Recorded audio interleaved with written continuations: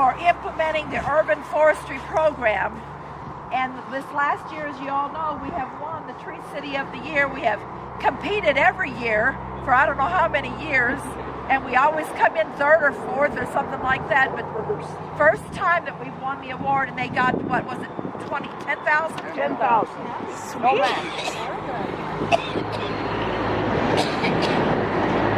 I also received a congratulatory letter from Senator Tester just a couple weeks ago, congratulating all your efforts.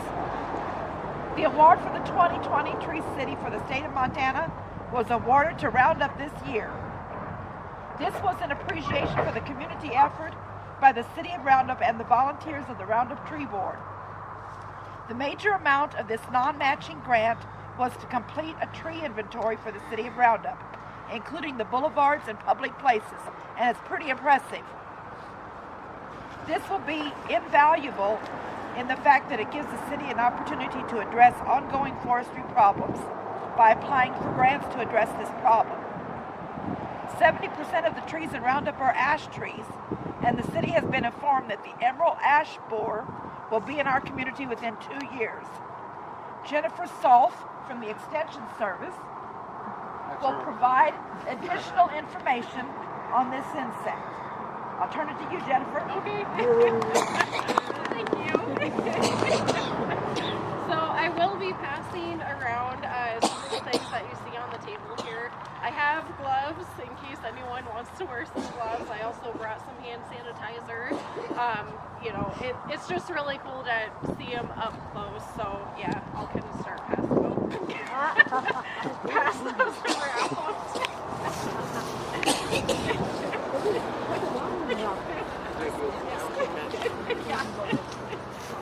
So the emerald ash borer, it is a wood-boring insect.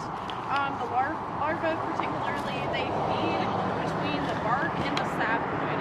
So that starts to interrupt the transportation of important nutrients all the way up to the leaves, down to the roots, and also disrupts the uptake of water. And so Montana DNRC, they do have a plan for when we do start to see signs and symptoms as to emerald ash borer damage. But to my knowledge, the state hasn't really had to put that plan into action. Surrounding states, so Montana, North Dakota, and Wyoming, they're kind of in the same situation. To their knowledge, they have not actually seen that emerald ash borer or any signs or symptoms of their damage, but it is present in South Dakota. And so this emerald ash borer, it spreads mainly through like transportation of wood, firewood particularly. It can also spread through nursery stock and unprocessed logs. So I'm going to start passing around a couple of these over here. Little thing. So as you can see in these files, this is what the adult ash borer looks like.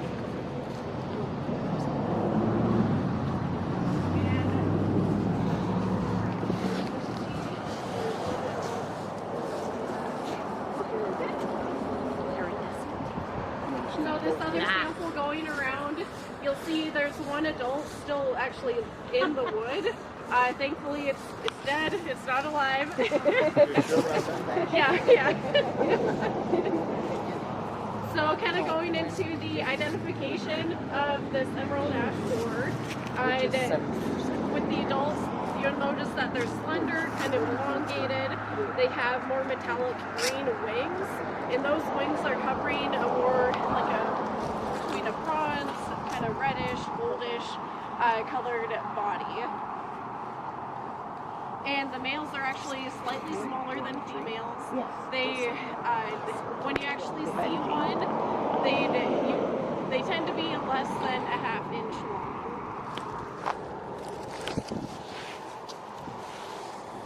And now I'll pass it around. of the larvae. Dead, but Where do they lay their eggs? They lay them like Oh, in sorry. the kind of cracks or crevices of the bark, and then when they hatch, they chew their way into the tree. There's that.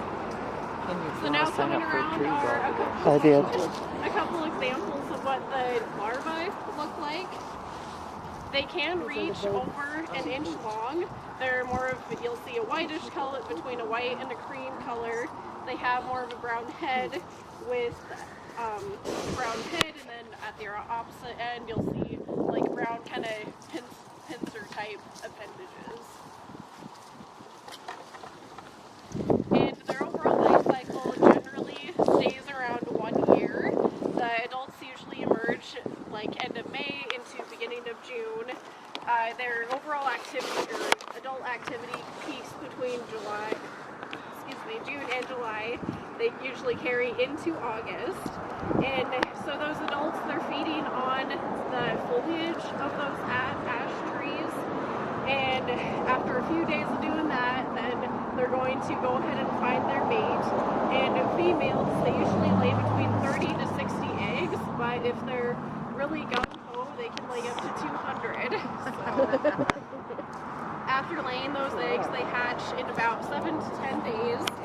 And that larvae, they chew into the tree, they chew into the bark. So they lay those eggs kind of in those deeper crevices of the ash tree on the outside. So once those larvae chew into the bark, that's when they're getting into that phloem and cambial regions.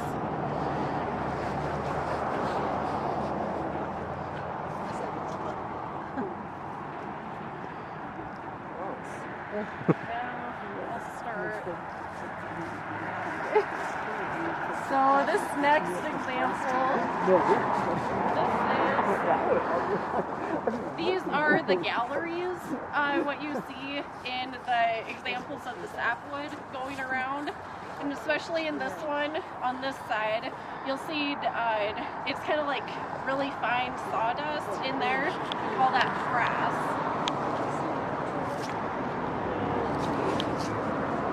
Alright, so that larvae, once those females lay their eggs, that larvae, then they are going to overwinter and then pupate right around April to May time frame.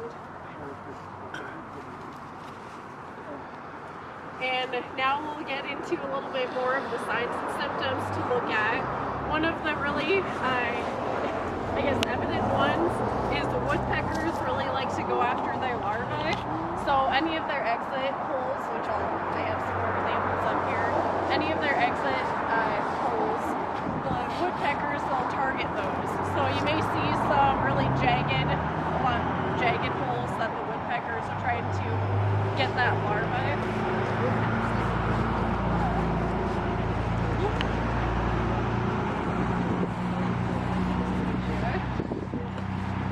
But one of the most evident signs is you'll see these exit holes, and they're more in a D shape. You kind of have to look really close, but you'll notice that one part of the exit hole is flatter, so giving it more of a D shape. And the bark can also split over those galleries, over all of those tunnels and everything that the larvae have eaten through. But as Jean was saying, if we have ash trees that do get infested, another really big sign is you'll see 30 to 50% of the tree canopy, the tree, like the top portion, start to die off. And that's only about like 2 years, could be 3 years once that tree is infested.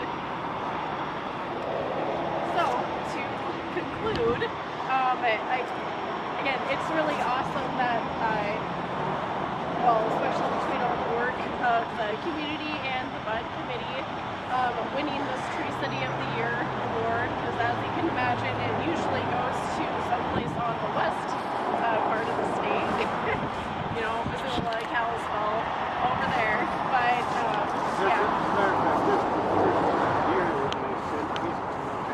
Oh wow, okay.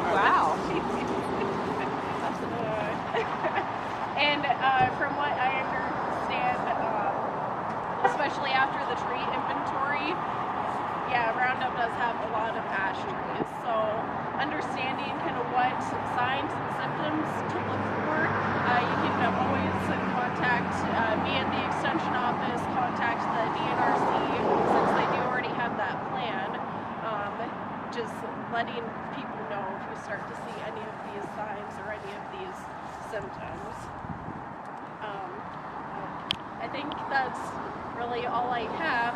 I didn't get into ways that people actually treat for emerald ash borer, because I really hope we don't have to go that far, very just by being expensive. proactive. Yeah.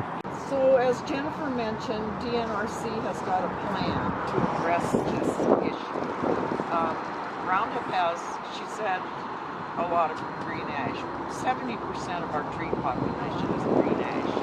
And when we get this, it will wipe out our whole green ash population probably. So 70% of our trees will be gone. So this year they put out a grant for a green ash removal. Roundup was one of 7 communities chosen to participate in that grant. So we are looking at park, the boulevards, and so just so you know, we are addressing it. So, and we will replant in as many places as we can. Not green ash. Don't like the seeds anyway. Maybe a hot wing maple. These really are lovely. Okay, any other questions? Draw that tree. Yeah. What I was going to say is, you know, if you have any questions about anything, well, anything that's appropriate. Yeah. Check with Jennifer. She's bringing all of everything. And what she doesn't know, she finds out. Yeah. Yes, she's very good. Let's let who wants The mayor. Let's let the mayor do it. yeah, I'll drop. No, you will not. I can't win it. I know. You're not drawing. You're not drawing. Well, Dave can. Oh, who wears the pants and that Okay. Is everybody thrown out of ticket? Hold it up. You have to be over 18, you know. I don't have to hold five. Oh, that's all the thing. Oh, I can feel it. My hands are so cold. Where are they at? Okay, here's one right here. Jim Schwadweiler. Oh,